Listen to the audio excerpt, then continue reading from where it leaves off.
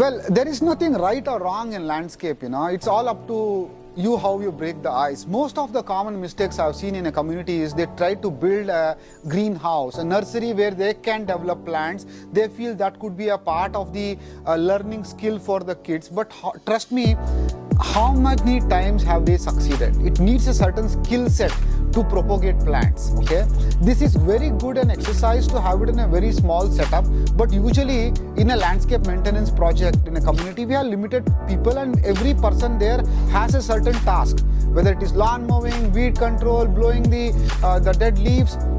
We don't have a set of people, and usually this nursery become a space where they can sit and they can spend time, the gardeners I'm talking about, right? So you need to look at how do we not do such mistakes.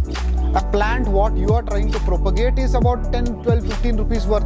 Mostly it is cutting plants, right? We can rather buy them.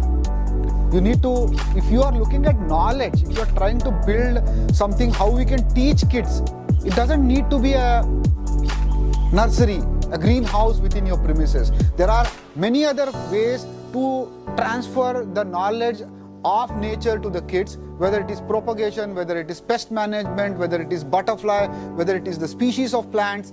If you are looking at a knowledgeable company who has got enough bandwidth, who passionately volunteer and participate in such cause.